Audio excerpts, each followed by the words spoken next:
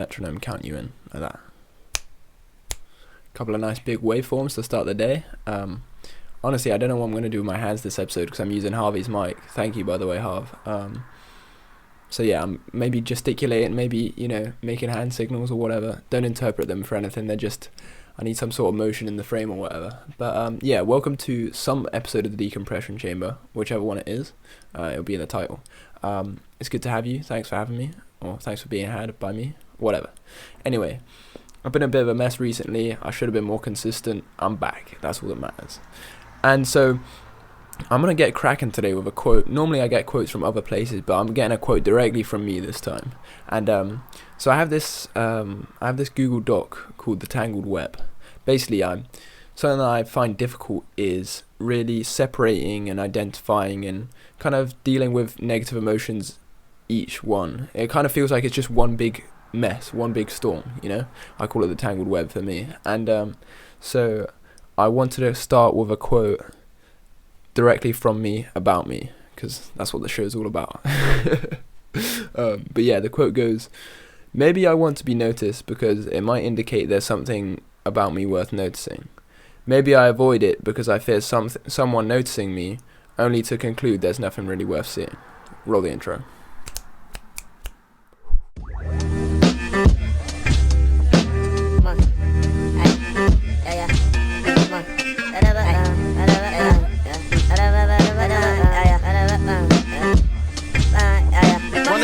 My steamer is broke. Fuck the bleach, I'm peak of the soul. Peace never know what's about to occur, but my zen getting rolled at a turn of your words. Run at the meat and my steamer is broke. Fuck the bleach, I'm peak of the soul.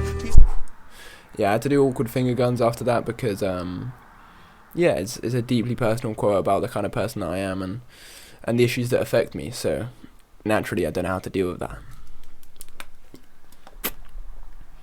Yeah, if you see me looking over to the side, it's just I'm checking my laptop as recording the audio, because normally I do this on my phone, and I don't know how much to reveal to pull back the curtain, but hopefully you guys are doing well. Hopefully you're feeling good about winter passing, entering into March, and marching forward towards spring, if you pardon the pun. But yeah, truthfully, much like last episode, which was probably a month ago plus, I didn't come in prepared. I didn't really think about anything specifically for this episode. I'm just gonna tell you how I've been doing and tell you how I've been feeling, really. Let me just adjust the light a bit.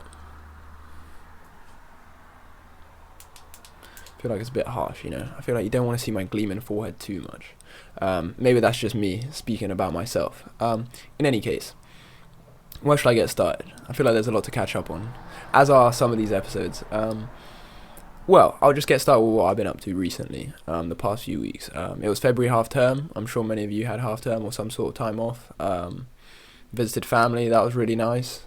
When I saw Dave, insert clip here, that was massive. Like, by far my favourite experience of this entire calendar year so far, and it's going to be a fucking high bar to jump, but, I went and saw Dave when he toured in Bristol for the Psychodrama tour. Insert clip now. I'm giving myself more work in the edit, but and that was really big. I enjoyed it. It was short notice, and that was just when I just started to listen to Dave and be a fan. And because my younger brother Diego wasn't able to go or come with us or be there, I always told him that whenever Dave did another tour, I'd make sure that if I was going, he was going as well. And blessed be the man Jack Guthrie, a close friend of mine. He bought 6 tickets when they came out. I'm not even sure whether he'll be watching this, but Jack Guthrie is such a dear friend to me, and I don't tell him that enough. But yeah, so Diego and I came with my friends, or some friends of mine, and that was all fun. Fucking massive, great event. But after that, I felt like this weird crash of depressive energy. I'm not sure whether it was directly related to that or whether finishing the music video with Jamal and then seeing family and then seeing Dave, it was kind of like everything that in my head I had to look forward to was now in the past. And it may seem like a silly thought, especially if you're an older member of the audience, or even if you're just a member of the audience to things marry, you're probably just bugging out. And that's true. But it's just I don't know, it was something that I was looking forward to for a long time. The music video was something I spent a lot of hard time working for, and I just hit a massive crash, And sometimes it's difficult to confront, but sometimes it's literally so there in your face there's nothing you can do about it. You know, sometimes there's days where they're very few and far between, but sometimes there's days where I find it incredibly difficult just to find meaning, you know, just to get up and do something. And days like those, you know, you need that hope that things are going to get better. You need that that remembrance that there's people around you that care and will support and will appreciate you, you know, because if you're lucky enough, you always have people who love and care for you, just like I am. But yeah, so went through a bit of a depressive crash, came up out of that, then felt incredibly anxious because I'd like put off a lot of my schoolwork that I should have done. Kind of went through and smashed that. I'm currently still backed up a little bit, but you know, I'm doing alright for myself. We got a new project upcoming, which is pretty exciting, and yeah, so right now I'm kind of chilling. You know, earlier this week I had some stuff kind of trapped up, I guess, some stuff that I was holding back, and it would keep me awake at night. I'd think about it before I went to sleep, and I'm sure everybody's had that. You have that cycle in your head, you know, you latch onto that thought, and then you repeat it, and then you repeat it, and because when you're just about to sleep, you're just you alone with your thoughts. It's a time where it's very easy for you to just get caught onto that, you know, and that's what was happening to me. I had opportunities to tell people, I had opportunities to speak about it, but I guess built within me is this idea that I don't want to be a burden to people, or I don't want to weigh on others, you know, when in reality, people are more than happy to take on that and bear some of that burden, and B, it's like, it becomes much more of a burden when you don't say anything than when you do. When you do, it liberates you. You become free, and I think that's true for anything about you and your emotions, or me and my emotions. Because I can't speak for other people, but for me, the more connected I am with myself and how I'm feeling, the better I'm doing. That's just simple, you know. Even if I'm doing poorly, if I acknowledge it, appreciate it, try and work with it, try and work on it, then I can make better steps, you know. And every single day I wake up and I am grateful. Even if there's days where I can't find meaning, I'm grateful. There's always things to be grateful for. It's the name of this fucking channel, More or Less Grateful. But it's not the whether or not the gratitude is there, it's just how much. It's just a given, you know, for me. And so part of this fucking eternal journey of life is just struggling with that up and down, you know. And I think I was having a conversation with Harvey about this, about how sometimes the slope down is worse than the bottom of the ditch, if you know, mental health wise. Like, knowing that you're approaching it sometimes is worse than the actual feeling itself, because you know that you're just going to have to stick by. The world doesn't stop spinning when you feel depressed or anxious. You know, people can help, and some people divert their way to help you along your path, but in reality, the world keeps spinning. The traffic light goes from red to green to red to green with no interruptions, you know. Same for the circadian rhythm and the day and night. There's no avoiding it, and so somehow you have to incorporate that with whatever's going on, or at least I did. But yeah, that's just kind of the general pattern of life. There's ups and downs to it. You have to accept it and appreciate it. Like, there's a couple of affirmations on my board, and one of them says, "I'm not owed happiness, therefore when I am happy, I must appreciate it with perspective," you know. Because a lot of the time I am happy. And when I am happy, I notice it and I appreciate it. I tell those around me, and I inform them how much they contributed to me, because I hope that if there's a time where they're less happy, at least they know that they're a good part of mine, you know, good part of my life. But yeah, so that's one of them, and then the other one is if I hit a low, you know, or I'm unhappy, I have to continue to be grateful and focus what I can control. You know, you can't always just choose happiness. Sometimes you can, sometimes you can't, in my opinion. But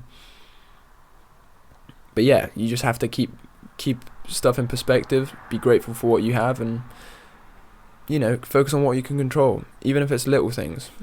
You know, I write my gratitude list, I write my self-love list, and I hope that eventually I'll be having that better internal monologue. I'll be treating myself better.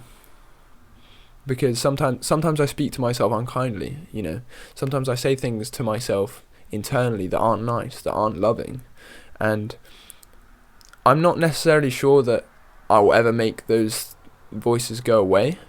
I just have to create a symphony of voices and words and sentences and thoughts of love and self-care that overpower that are more powerful, and that I give more credit to. And again, just like anything, it's a process. It's ups and downs.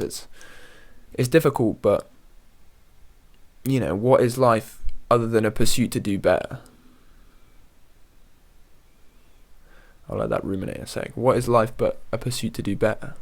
It's the constant struggle. It's how do I look at my trajectory over a whole lifetime when I just have to deal with everything day by day, and sometimes not even day by day. Sometimes it's hour to hour, or minute to minute, or moment to moment, you know. It's like you don't know how important a decision is until you look back.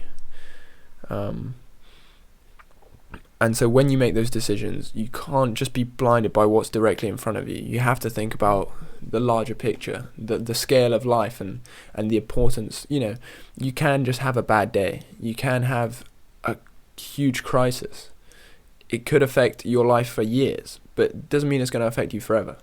You know, it could be the worst, most embarrassing thing ever to happen to you, and people might forget in a week. You know, it's all a matter of perspective.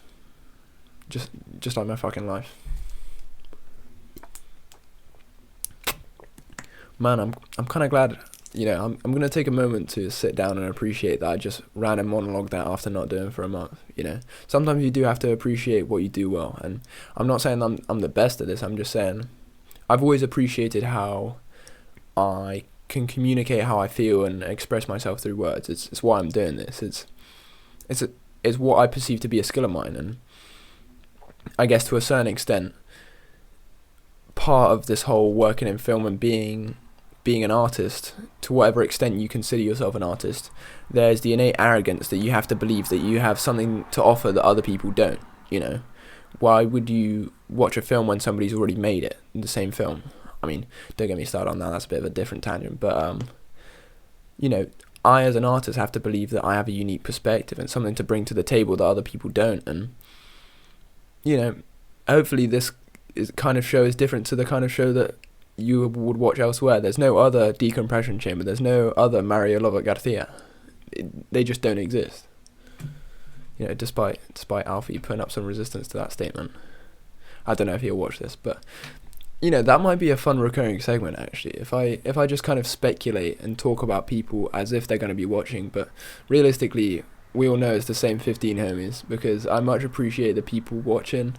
A lot of loyalty, a lot of respect, a lot of hustle, if I'm going to take words from John Cena. But I'm really spiraling right now. I was congratulating myself and then I just went on a mad tangent. But yeah, I'm just going to peel this all the way back to how I'm doing. I'm doing well. I think something I spoke about earlier was hope for the future, you know. It's a bullshit, like, fucking cheesy term that comes in films, comes in media all the time, but, you know, without hope, life is meaningless. You know, without a positive ideal for the future, without something to aspire to, without something to strive for, then life just has no meaning. And I've been reading this book about the Tao, about, you know, Lao Tzu's book, and the idea of Taoism and how it can affect your life. Actually, the book is an interpretation of the Tao, which is kind of helpful for me because, you know, I'm not very well versed with Eastern philosophy, but one thing it talks about is how endings and beginnings are one and the same. You know, the end of one thing is just the beginning of another. The beginning of one thing is just the end of another. You know, it's all cyclical, and rather than seeing these as opposites, they are part of the same thing. You know, the constant that we deal with is change, and maybe it's not just how we deal with one change, but how we deal with change in general, how we change with change. That sounds kind of convoluted, but I hope you understand what I mean. Yeah, I mean, it's one of those things, I guess, where I feel like I'm constantly trying to take lessons from around me, and And sometimes they just do slip me by. Sometimes I look back and I'm like, I really should have appreciated that while it was there, or I really should have thought about that while I had the chance to, or I should have worked on that while I had the free time. And you know, you can never move that timeline backwards. The arrow of time only points forwards, and so yeah, sometimes all you can do is try and do better.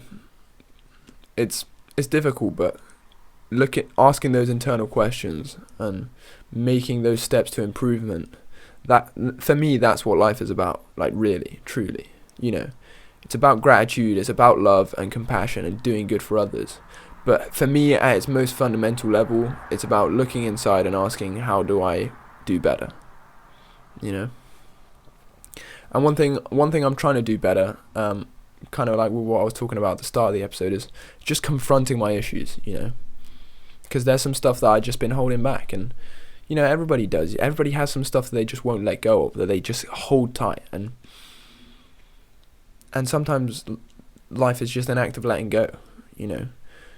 Relinquishing the control that you think you have, and realizing that we're just one big windswept mess in this mad 7 billion people web, that we're on this spinning rock in some middle of nowhere galaxy across a massive span of a universe. You know, I'm just a speck of a speck in terms of how my importance, and yet I see everything as high and low. Everything is redeeming and world ending and aspiring and inspiring. It's my experience is everything, and yet my importance in the universe is nothing.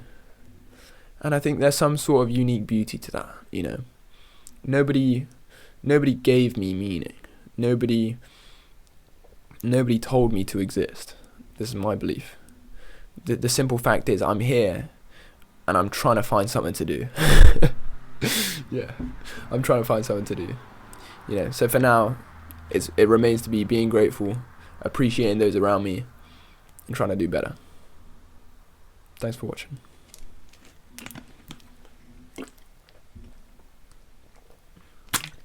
Yeah. Pretty good episode. What do you think? Please comment below, like and subscribe and all of that. Because I want to do more of these. I'm telling myself now. I'm not speaking to you, the audience. I'm speaking to me while I'm editing this. Mario, do more episodes. I should have rolled the intro. I should have just outro. Terrible. Run under me and my steamer is broke. For the oblique turn peak of the soul. Please never know what's about to recover. My zen getting rolled at the turn of your words. Witches in my head, wishing that wicked waste. Well, whisk up the eggplant pie, either side of the dragon. Whole country can't rest on a wing since then.